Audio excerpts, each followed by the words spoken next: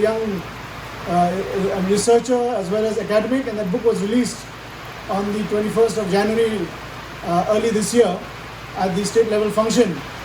And in that book, I would like to quote one passage which is highly relevant to the function today. And that book, it says, a prominent leader of the Hill State movement, Bremley Lingdor, played a central role in recruiting and training NVDA volunteers in the Maukhar circle. He also believed in the power of song and verse in gathering the masses. In this regard, he composed his songs Pinkre Samla and Ki Samla Rilom specifically for the Hill State movement.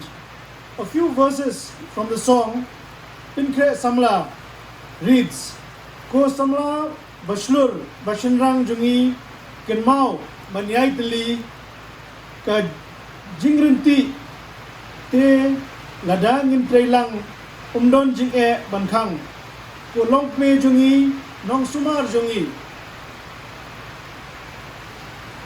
Ya Jat Pinrio Jungi Kitbok Kitriang To Dwai Lem Mapi Ninyeng Yele Mangi.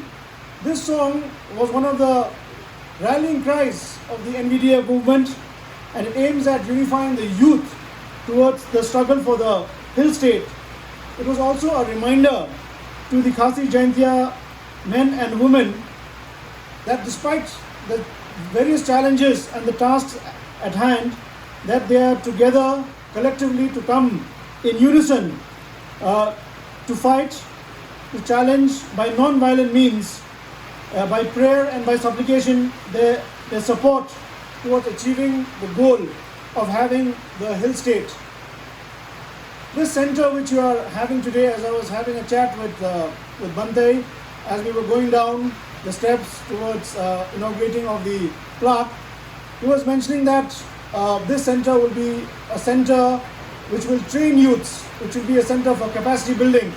And I think there is no other befitting tribute to the memory of the late father than to set up this center with such a noble objective, because the NVDA volunteers, of which he was such a prominent member and had made such a sterling contribution, is in fact a center that closely holds on to the ideals of the NVDA, which is physical exercise, prayer and education.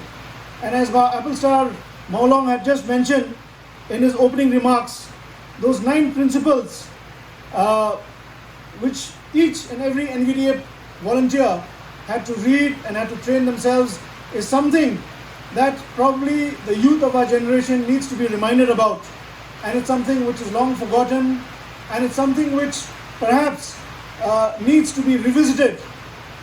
And these commandments, these 9 commandments, I think are still very much relevant in this day and age.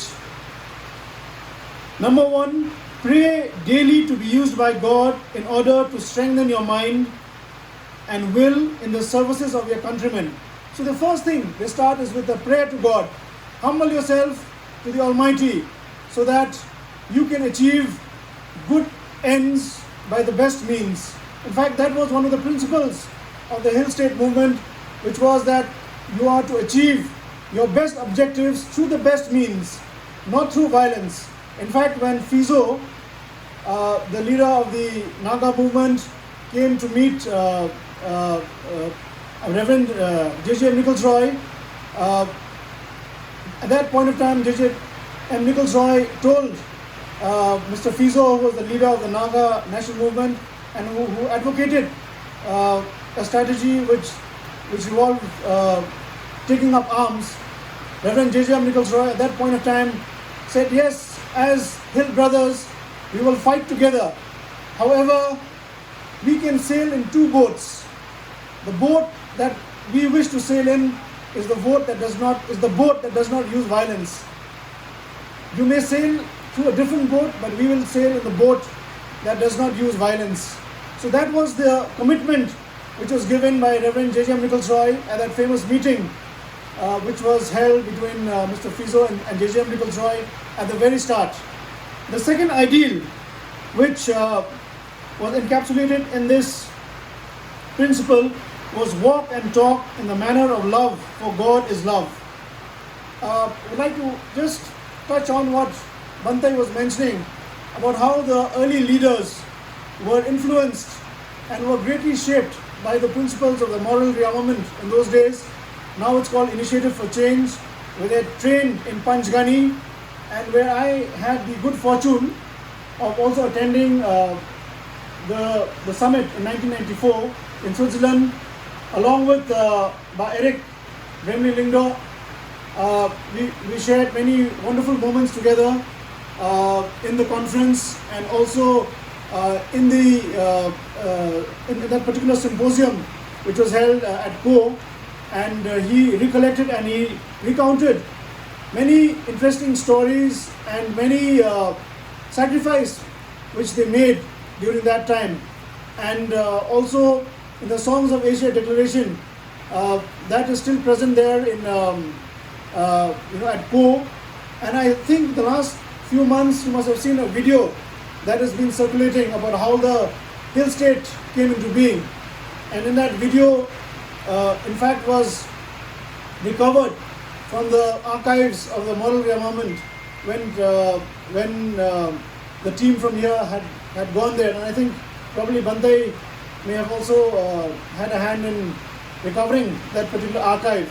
It was made by Mr. Nikitu Iralu, I think, and shared with all the stakeholders to remind us about how the state came into being, how it was born, where not even a drop of blood was shed compared to the violent struggles in the neighboring states of the Northeast.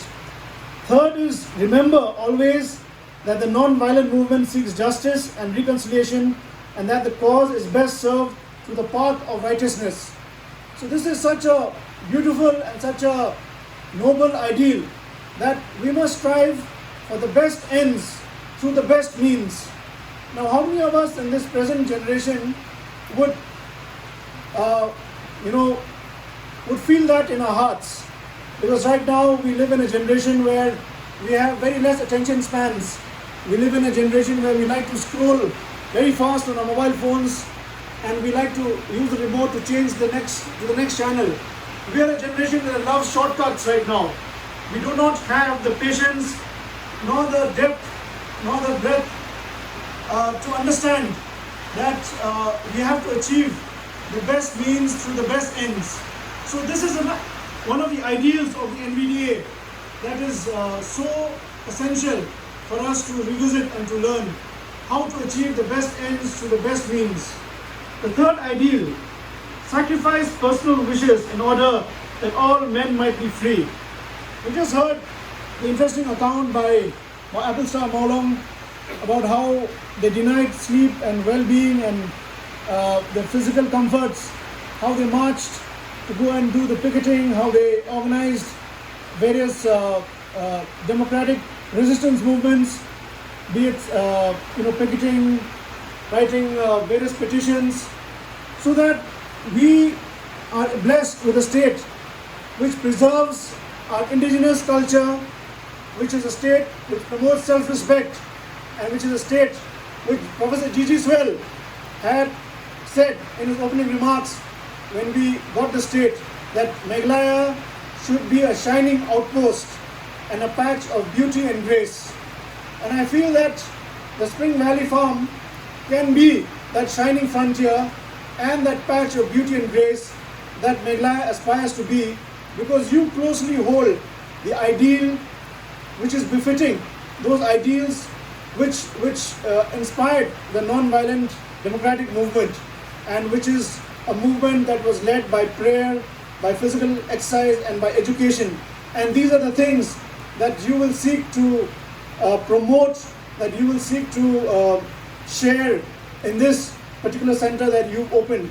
And it's something which is a befitting tribute to the memory of your late father and to the ideals of the movement of which he was very integral, of which he was very much intrinsically linked to. The third, observe with both friend and foe the honorary rules of courtesy and politeness. So essential. It is very close to the Khasi ideals of Tipakor Tipuram. This is something which is integral to our community, integral to our NVDA movement as well. That we have to observe with both friend and foe the ordinary rules of courtesy and politeness. As mentioned by Applestar and also the opening remarks of Bante, that movement back then was a movement where not a bullet was fired, where no blood was shed. That was because they realized, the powers that be realized. I remember in the talk that Applestar Maulong made at the function we had in State Central Library, which was organized by Aldous Maulong. It was mentioned that even from the intelligence, they got to know that this movement was a movement that was value-based, and it was a movement which was led with the right principles and which aimed to achieve with the right means with the right ends. So that's why from government of India also they were I suppose more favorably disposed to see that the hill state and the people of these three districts got a state of their own, and because they knew that this movement was a value-based movement. Third, control your temper and do not be provoked even at the cost of physical suffering on your body. We know that the NVDA volunteers were trained that even though they would come to they would be beaten up by the security forces, that they should maintain resilience, but they should never get provoked into violence. That was something which was a remarkable feature in those days, considering the fact that it was a movement which had many young people, maybe hot-blooded young people, but through discipline and through training, how they were able to subdue those passions and how they were able to ensure that though they took in the blows, they would still remain resolute and not react in a manner that would imperil the movement. Third is refrain from violence of fist, tongue or heart. This I think we've already touched upon. The values of heart, mind and spirit, how through prayer it informs the entire movement. Then strive to be in good spiritual and bodily health, which is so important. As the previous speakers have mentioned, we need to be physically fit, spiritually strong, and mentally sound. So these three aspects go hand in hand, and the movement also promoted these values. Then the last one, to follow the directions of the movement and of the captain on the demonstration. That is, respect authority, respect discipline. Do not feel that you are bigger than the movement. There is a movement, there is a hierarchy, there are objectives, there are principles to be followed. No one is bigger than the movement. These are values that are still relevant even to this day for every movement, that we need to observe discipline, we need to respect authority, we need to believe that we are all part of a movement that is bigger than the individual. So these are the values which late Bremli Lingdo had stood for, and these are the values which I'm sure will guide this institution and will be a center for capacity building for all the young people and for all the right-minded institutions. Of course, when we go back to the history of the Hill State movement, I would like to touch upon a few chronological aspects. The movement of the Hill State, actually the first seeds of the movement of the Hill State was sown on the eve of independence. I don't know how many of you know that the concept of statehood was sown in the hill areas on the eve of 1947, when at that point of time the Khasi Hills, the Khasi and Jand Hills basically covered 4 entities. One was 25 Khasi states, 34 villages in the Khasi Hills under the British territory, 20 Doloyships and 2 Sardarships of the Jaintia Hills under the British area under their control. And of course, the 4th entity was the British area of Shillong. So, Reverend J.J.M. Nichols Roy wanted to unify all these 4 entities. The 25 Khasi states, the 34 villages in the Khasi Hills, which is under the British rule, the 20 Doloyships and the 2 Sardarships of the Jaintia Hills, and the British areas of Shillong. So these 4 entities basically comprised of the Khasi and the Jaintia Hills.